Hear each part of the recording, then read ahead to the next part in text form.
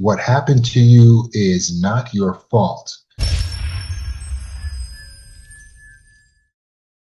One time between the ages of 13 and 15, apparently there was a situation where I think it was nighttime, if I can remember correctly. So I was just in bed minding my own business. And for whatever reason, we heard the shatter. And uh, we ran into the living room, and there was this huge brick, like about this big, that had been thrown through the window in our living room. And so I lived with my mom, my dad, stepdad, and my younger brother, and me. And so we called the police because this big brick came through our window. And the police came and they started asking me questions like, what's going on here? Do you know why this brick got thrown through your window? And I can understand why the police first instinct is to ask the teenager questions, right? Because, well, I was a teenage boy. And if anybody knows why someone threw a gigantic brick through the window, it's probably me. And I remember sitting there telling the police, like, I have no idea, and kind of feeling like they probably looked at me like I was a gang member or something. Like I had some rough beef in the streets or something like that. And just feeling like I was basically looked at like what was happening was my fault. And I remember thinking to myself, this is not my fault. I don't know who did this or why they threw a brick through my window. I suspected that probably was some neighborhood kids and maybe they were doing what they thought was a prank, but they didn't have proper calibration on what a prank really is. So they were really breaking the law and creating destruction. But for many CPTSD survivors, they have a deep internal voice that says, maybe I caused it. Maybe I deserved it.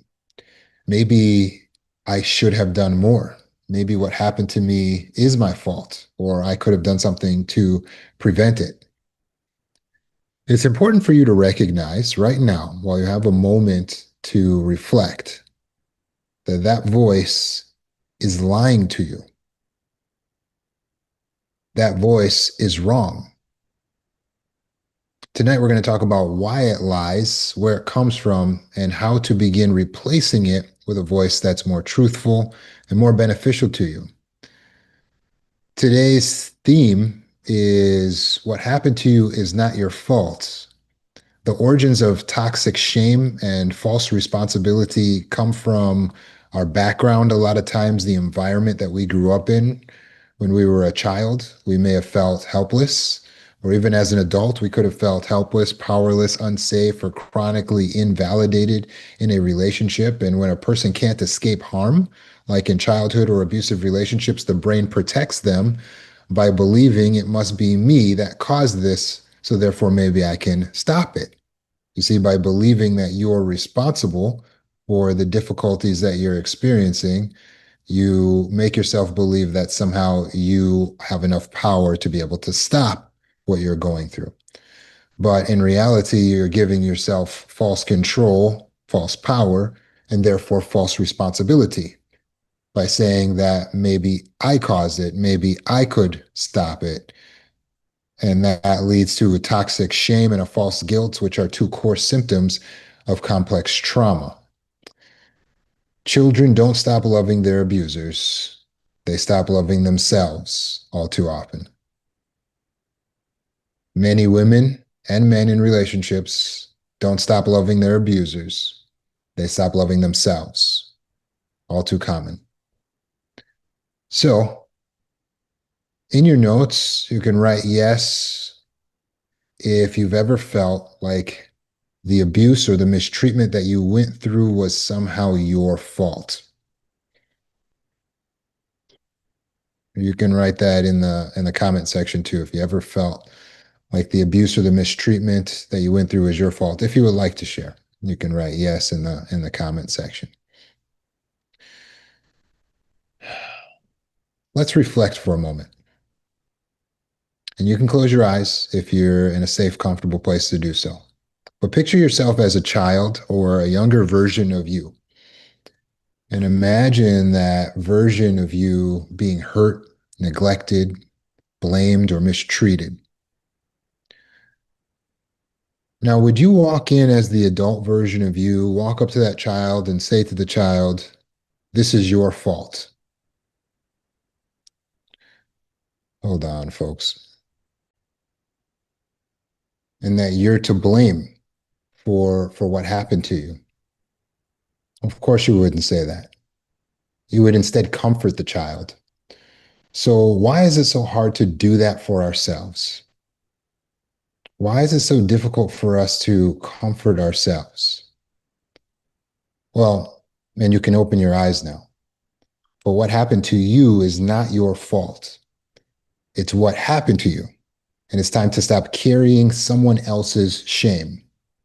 Because really, who should be ashamed of themselves? The abuser or the victim?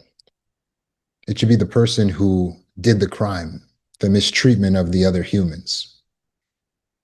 That's to be the person who would feel ashamed of themselves, right? So for you to carry the shame, you're carrying the burden of someone else. You're carrying guilt for something that you're not guilty of. Here's a distorted thought. I must have done something to deserve it. If you have a distorted thought like that, let's change that thought and let's replace it with a more beneficial, more accurate thought, such as no one deserves abuse ever. No one deserves abuse ever. That's the new thought. And that's the new way we speak to ourselves when we process what we've been through. Here's a distorted thought. If I were stronger, or if I were smarter, if I were better, it wouldn't have happened. Let's replace that with a new, more accurate, more beneficial thought. Abusers target the vulnerable. That's on them. Abusers are predators. That's on them.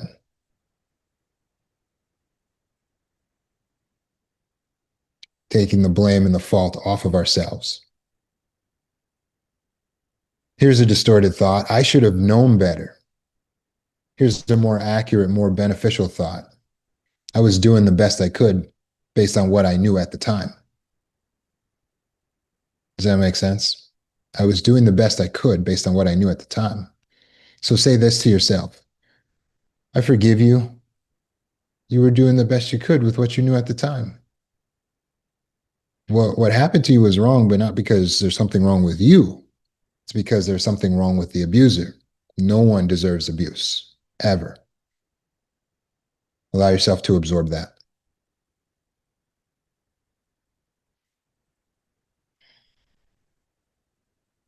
There's a difference between what you are responsible for and what others are responsible for. You are not responsible for what happened to you, the trauma, but you are responsible for healing. Unfortunately, I did have to clean up the glass in the living room with the help of my family members, all who were not responsible for the big brick that came through the front window. But just because you're responsible for cleaning up the mess doesn't mean you're responsible for making the mess. That's what happened with your trauma. Someone came in through a big brick through your window. It was no fault of your own.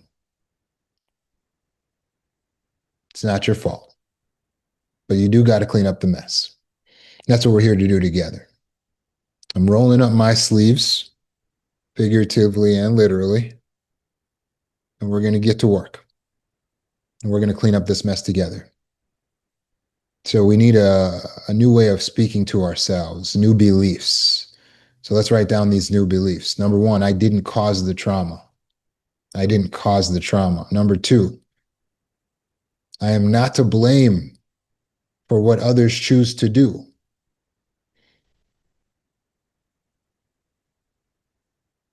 Number three, I'm healing the parts of me that were hurt. Number four, it's not my fault, but it is my time to grow. What happened to you is not your fault, but this is your opportunity to grow from it. So, if what happened to you caused you to lose trust for people, it's your job to practice giving people trust again, selectively, of course. You can start this week. If what happened to you caused you to feel fear, then it's your responsibility now to practice moving forward despite the fear that you feel. You can start this week. If what happened to you caused you to feel shame, it's your job to obliterate those toxic beliefs and step into I feel worthy. I am lovable. I am not less than other humans. And we can start this week with the self talk. Shame is not an acceptable state of mind. Shame is not an acceptable state of mind, not just for those who are trying to heal, for any human. Because there is no such thing as a human that is worth less than the other humans. There's no such thing as a human that's not worthy. All humans are worthy. That includes you. So let's step out of toxic shame. If you find yourself struggling with guilt and being controlled by guilt, no more being controlled by guilt. From now on, you will control the guilt by identifying the justifications for your actions. So you're going to make for yourself a justifications list, 5 reasons why you're justified.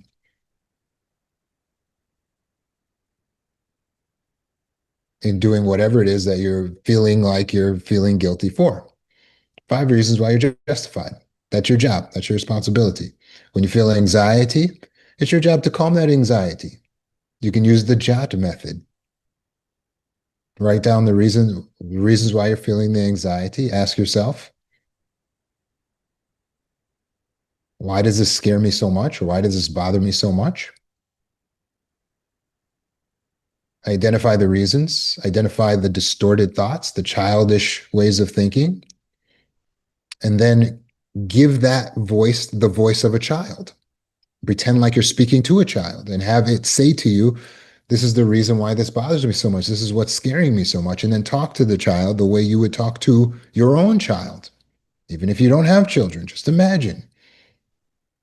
And the wisdom that flows from your cerebral cortex will calm your nervous system.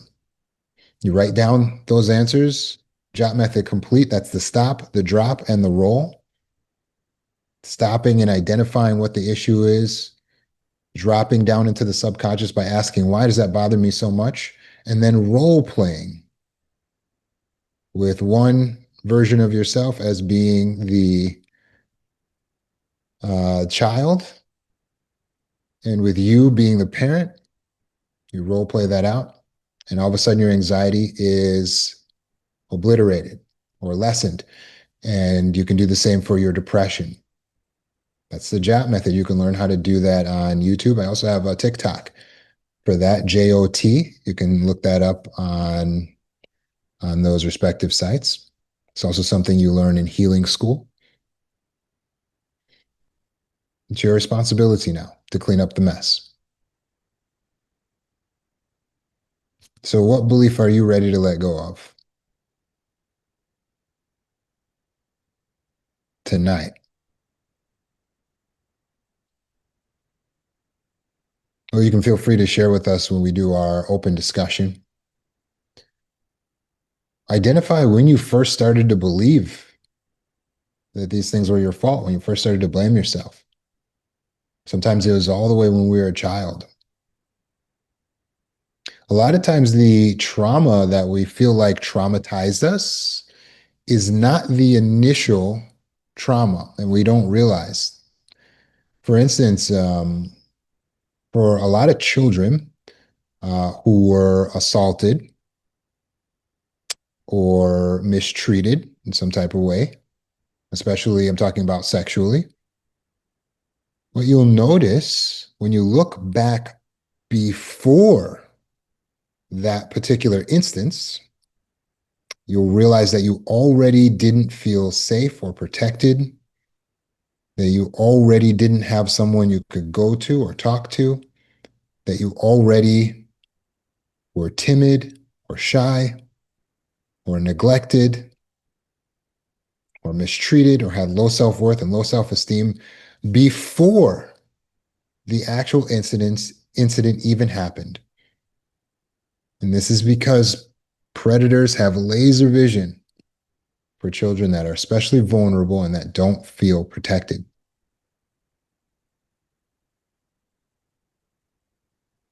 So it's important to realize that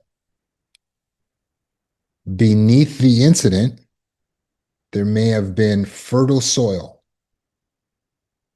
to make it all the more easy for that incident to happen.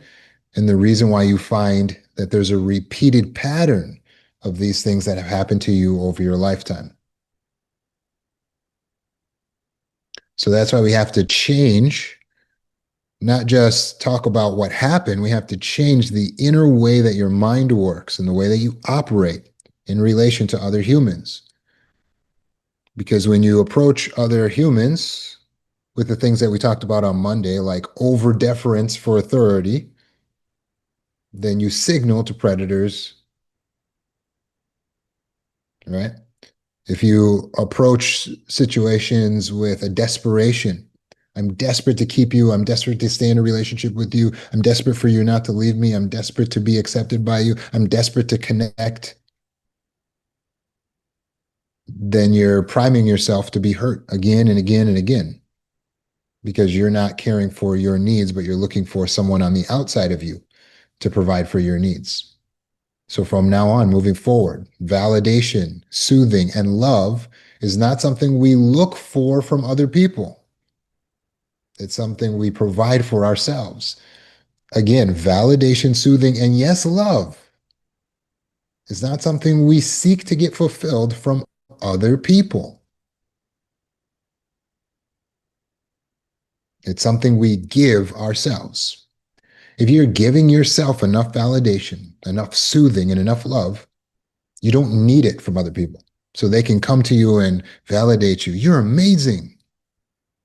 And you would just say, thank you.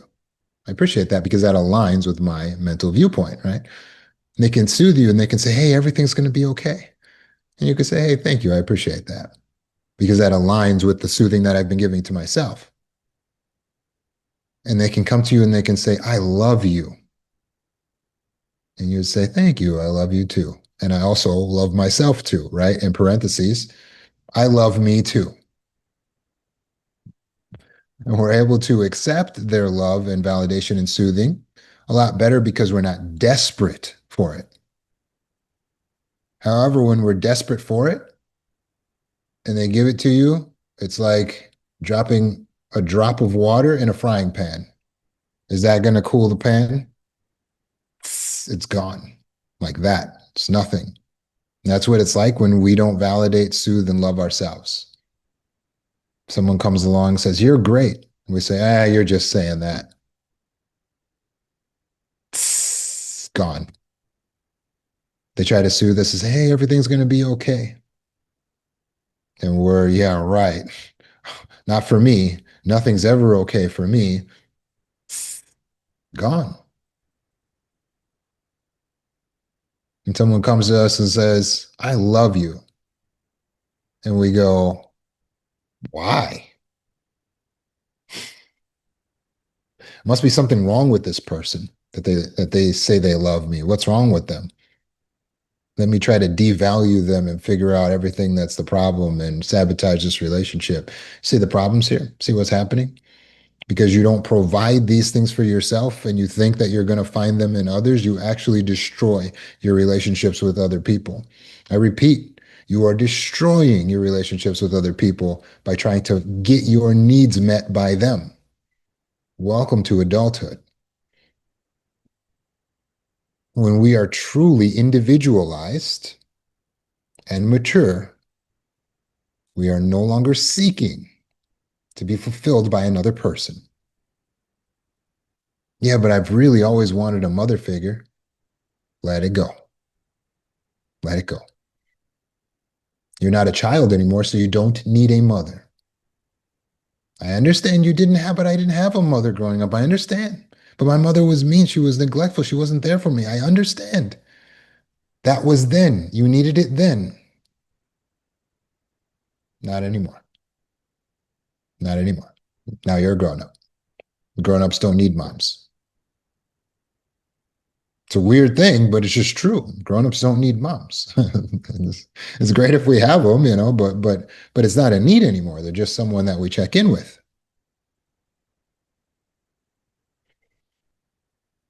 We say, "Oh, but I always wanted a father figure in my life. That's what this man's going to provide for me. He's like a father figure to me." Hmm. Yeah, no doubt. But you're an adult woman now, and adult women don't need fathers.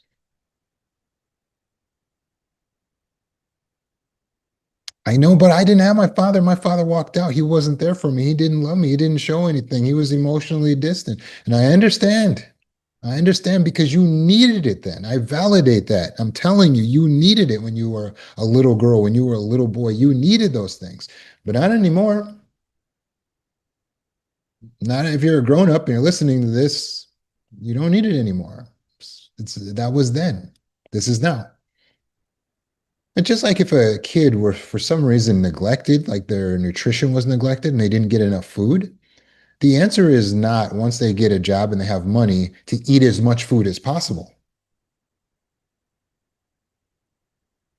to make up for the food that they didn't get as a kid. That's not how it works, is it? Now that they have money and they can buy themselves food, they only need to buy what they need for today. They only need to eat what they need for today. Otherwise, they would actually become unhealthy and perhaps develop obesity for eating too much if they had in their mind that they need to eat more and overeat because they didn't have it when they were a child. Do you understand? It creates an illness when we're still trying to fill the void from our childhood as an adult. So to heal, we must accept I did not receive what I needed and deserved as a child.